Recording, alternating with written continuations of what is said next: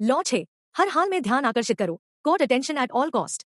मूल विचार, अगर लोग आपको देख ही नहीं रहे तो आपकी प्रतिभा, मेहनत या लक्ष्य किसी काम के नहीं। शक्ति पाने और बनाए रखने के लिए सबसे पहला कदम है दृश्यता, विजिबिलिटी। दुनिया में वही लोग ताकतवर होते हैं जो लगातार लोगों की नजरों में रहते हैं। दुनिया उन्हें देखती है जो खुद को दिखाते हैं। जो गायब होते हैं वे भुला दिए जाते हैं। Robert Greene. क्यों जरूरी है ध्यान आकर्षित करना? दृश्यता ही अस्तित्व है। अगर आप लोगों की नजरों से ओझल हो जाते हैं तो धीरे धीरे वे आपको भूल जाते हैं। जो दिखता है वही बिकता है। मार्केटिंग, लीडरशिप, राजनीति, हर क्षेत्र में वही आगे बढ़ता है जो खुद को अलग, अनोखा और बोल्ड तरीके से सामने लाता है। गुमनाम प्रतिभा से बेहतर है प्रसिद्ध औसतपन। अगर आपकी काबिलियत किसी को न दिखे तो वह बेकार है। कैसे आकर्षित करें ध्यान? अपनी एक अलग पहचान बनाओ। बोलने का अंदाज, पहनावा, सोच, कुछ ऐसा हो जो आपको अलग बनाता हो। जैसे महात्मा गांधी का सफेद खादी वस्त्र या स्टीव जॉब्स का ब्लैक टर्टलनेक। 2, अजीब मत बनो पर अद्वितीय जरूर बनो। चीजों को कहने और करने का अपना अंदाज विकसित करो। 3, विरोध भी ध्यान लाता है। कभी कभी सही जगह पर थोड़ा विरोध या विवाद आपको सुर्खियों में ला सकता है। 4, साधारण बनकर मत रहो। दुनिया में लाखों लोग हैं, अगर आप आम रहेंगे तो खो जाओगे। ऐतिहासिक उदाहरण, एंडी वॉहोल। वह एक कलाकार थे लेकिन अपने बोलचाल, पहनावे और एक्सेंट्रिक व्यवहार से वह आज से बाहर भी चर्चा का विषय बन गए। उन्होंने जानबूझकर खुद को एक ब्रांड बना दिया। मोहम्मद अली। बॉक्सिंग रिंग में तो वह चैंपियन थे लेकिन रिंग के बाहर अपने बोल्ड इंटरव्यू और बयानों से वह हमेशा मीडिया की नजरों में बने रहते थे। सावधानियां, ओवर एक्सपोजर से बचो। जरूरत से ज्यादा दिखावा उबाऊ बन सकता है। झूठी या नेगेटिव पब्लिसिटी के जाल में न फंसो। ध्यान खींचने के लिए अपनी साख मत गवाओ। हमेशा अपनी पहचान को इवॉल्व करते रहो। लोग एक जैसी चीजों से जल्दी बोर हो जाते हैं।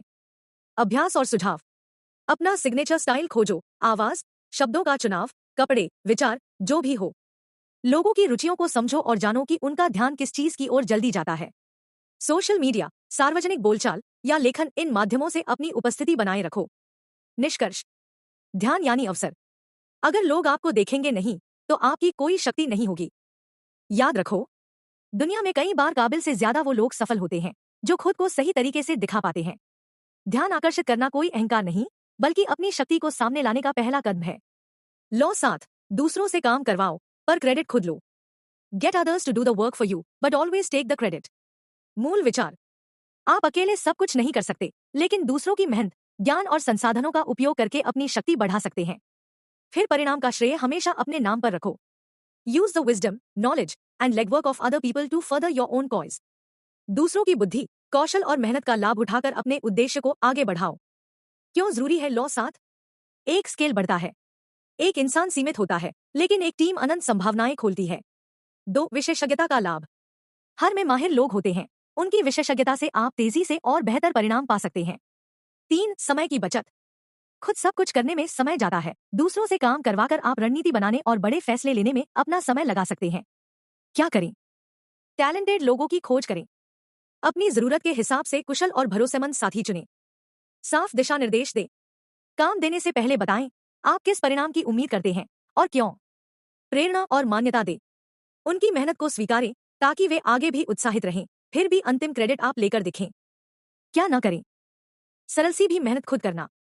खुद हर छोटी छोटी चीजों में उलझकर अपनी क्षमता सीमित मत करो। अस्पष्ट निर्देश देना। काम अधूरा या गलत निकलेगा, फिर आपको झेलना पड़ेगा। दूसरों के श्रेय को चुरा लेना। अगर लोग जान जाए कि आपने उनका श्रेय छीना है तो भरोसा टूट जाता है। ऐतिहासिक उदाहरण, थॉमस एडिसन। उन्होंने कई आविष्कार टीम के साथ विकसित करवाए लेकिन अपने नाम से पेटेंट करवाए। इंडस्ट्रियल टाइकून जैसे रॉकफेलर, उन्होंने विशेषज्ञों को काम पर रखा और अपनी कंपनियों को विश्व में लीडर बनाया। अभ्यास, एक, अपने चारों ओर एक सपोर्ट टीम बनाओ। छोटी टीम या मेंटर्स जिनसे आप सलाह ले सकते हैं। 2, हर परियोजना के लिए एक योजना बनाओ। कौन कौन अपना योगदान देगा, उनकी भूमिका क्या होगी, अंत में कौन क्रेडिट लेगा। 3, फीडबैक चक्र अपनाओ। काम पूरा होने पर उनकी मेहनत सराहो, फिर परिणाम साझा करते समय अपना दृष्टिकोण विस्तार से बताओ। निष्कर्ष, दूसरों की मेहनत से आप अधिक बड़ा खेल खेल सकते हैं, पर याद रखें, जिसने मेहनत की उसके श्रेय को सही समय पर आप अपने पक्ष में मोड़ना ही इस कानून की बारीक कला है। लॉ 8, दूसरों को अपने पास बुलाओ, जरूरत पड़े तो लालच, बेट का इस्तेमाल करो। Make other people come to you, use bait if necessary. मूल विचार, जब आप किसी से मिलने या कुछ हासिल करने के लिए खुद भागते रहेंगे तो आप अक्सर कमजोर स्थिति में आ जाएंगे। लेकिन अगर आप ऐसी परिस्थितियां बनाते हैं कि लोग स्वेच्छा आपके ही नियमों पर चलने के लिए आपके पास आए, तो आप सदा नियंत्रण में रहते हैं। When you force the other person to act, you are the one in control. जब आप दूसरे को मजबूर करते हैं कदम उठाने के लिए, नियंत्रण आप ही के हाथ में होता है। क्यों जरूरी है लॉ 8? एक, कंट्रोल बनाए रखना। जब लोग आपके पास आते हैं तो आप उनके इरादों और गति पर निर्भर नहीं होते। 2, दबाव निर्माण। लोग अक्सर किसी ऑफर या अवसर को खोने के डर से आपके बताए रास्ते पर चलने को तैयार हो जाते हैं। 3, दृष्टिकोण से जीत। आपको पीछा नहीं करना, बल्कि सामने वाले को आपके पीछे खींचना होता है। यही मास्टरी है। क्या करें? लालच, बेट पेश करें। कोई आकर्षक ऑफर या लाभ देने का वादा करें, चाहे वह सम्मान हो, पैसा हो, अवसर हो या जानकारी। स्थिति सेटअप करें।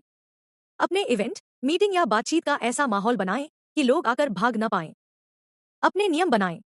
कौन, कब, कैसे आ सकता है, यह आपके हाथ में होना चाहिए, ताकि आप हमेशा पहल कर सकें। उदाहरण, नौकरी इंटरव्यू। सीवी भेजने वाले वे उम्मीदवार नहीं रहते जो आप पूछें, आप में दिलचस्पी दिखाएं, उसे बुलाएं। Business deal. यह ऑफर अगले 24 घंटे तक ही वैध है। लाभ का लालच देकर सामने वाले को आपके प्रतिस्पर्धियों की ओर जाने से रोकें। Political manipulation. नेता अक्सर रैली या सभा के लिए मुफ्त भोजन जलपान का लालच देते हैं। लोग इकट्ठे हो जाते हैं और नेता अपनी शर्तें थोप सकते हैं। क्या न करें? साफ साफ मुनाफे का लालच न दें। अगर ऑफर जरूरत से अधिक स्वार्थी लगे तो लोग दूर हो जाएंगे। बिना वैल्यू का हुक इस्तेमाल न करें। अगर आपके लालच, बेट में कोई सब्सटेंस नहीं, तो लोग जल्दी समझ जाएंगे और विश्वास खो देंगे। बार बार वही चाल न चलें। लोग आपकी चाल सीखकर उसे बाईपास कर लेंगे। विविधता बनाए रखें। अभ्यास और टिप्स। एक, मंथन करें। लिखिए आपके पास जो अनोखा है उसके लिए लोग क्यों आपकी ओर आएंगे। 2, एक छोटा इवेंट आयोजित करें। दोस्तों या छोटी टीम के लिए ऐसा सेशन करें जहां आप इरादों या प्रस्ताव का बेट पेश करें और देखें लोग कैसे रिस्पॉन्ड करते हैं। 3, फीडबैक लें। जो लोग आपके बेट पर आए उनसे पूछें क्या उन्हें प्रॉमिस वैल्यू बेलुए मिली। सीख। किसी भी बड़े खेल में ताकतवर वही होता है जो सबको अपनी शर्तों पर खेलने को मजबूर कर दे।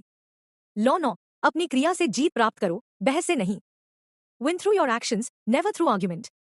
मूल विचार, बहस में जीतना क्षणिक ट्रायम्फ देता है, पर वह आपकी प्रतिष्ठा को जला सकता है। असली शक्ति कर्म में है। जो आप कहते हैं उससे ज्यादा मायने रखता है कि आप क्या करते हैं और कैसे करते हैं। Any momentary triumph you think gained through argument is really a pyrrhic victory. बहस में जीत जाली सुकून है, असल जीत आपके कार्यों से मिलती है। क्यों जरूरी है लॉ 9? एक, क्रिया में भरोसा। जब आप बोलने से अधिक करके दिखाते हैं तो लोग आपके शब्दों पर नहीं, आपके कार्यों पर भरोसा करते हैं। 2, प्रतिष्ठा बनी रहती है। बहस में बढ़ चढ़कर हिस्सा लेने से आपके चरित्र पर प्रश्न उठ सकते हैं, परंतु अगर आप शांतिपूर्वक अपने काम से प्रतिक्रिया देते हैं तो आपकी साख अटूट रहती है। 3, विफलता से बचाव। बहस में विजय होने के चक्कर में आप गलतियां कर सकते हैं। कार्रवाई से सीख लेना और सुधार करना आसान होता है। क्या करें? शांत रहें, कर दिखाएं। समस्याओं पर बहस करने की बजाय पहले परिणाम पर काम करें और फिर उसे दिखाकर अपनी बात पुष्ट करें। Mindful response. अगर कोई ताना मारे, पहले सुने, फिर आपके काम बोलने दे। शब्दों से अधिक आपके कार्य और निर्णय महत्वपूर्ण रहें। प्रूफ। दस्तावेज, डेटा या प्रदर्शन के रूप में ठोस सबूत पेश करें। बहस के स्थान पर इन्हीं से जीत हासिल करें। क्या न करें? लोग लुभावन बहस में ना फंसे। जिन बहसों का अंत नहीं दिखाई दे उनसे दूरी बनाएं। छोटा छोटा डिबेट ना करें। रोजमर्रा की चिंचचोच की बहसों में अपनी ऊर्जा बर्बाद मत करें। ऐतिहासिक उदाहरण, महात्मा गांधी, उन्होंने बहस नहीं, सत्याग्रह और शांत प्रतिरोध के कार्यों से ब्रिटिश सत्ता को चुनौती दी। एमी कार्लेगल, एमी कडी, उनके पावर पोज के शोध से अधिक चर्चा नहीं, पर जब उन्होंने इसे सार्वजनिक किया तो यह क्रिया बन गई और असर ने विश्व भर में मान्यता पाई। अभ्यास और टिप्स। 1, एक्शन जर्नल रखें।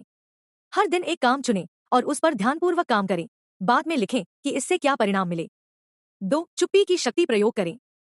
जब कोई चुनौतीपूर्ण सवाल आए तुरंत बहस न करें, पहले परिणाम दिखाने का मौका देखें। 3, स्वयं का रिकॉर्ड रखें। आपकी उपलब्धियों और प्रदर्शन को नोट करके रखें ताकि आपको बहस के बजाय साक्ष्य मिले। निष्कर्ष, जो बोलते हैं वही सुनते हैं, लेकिन जो करते हैं वही याद रहते हैं। लॉ 10, नकारात्मक और दुर्भाग्यशाली लोगों से बचें।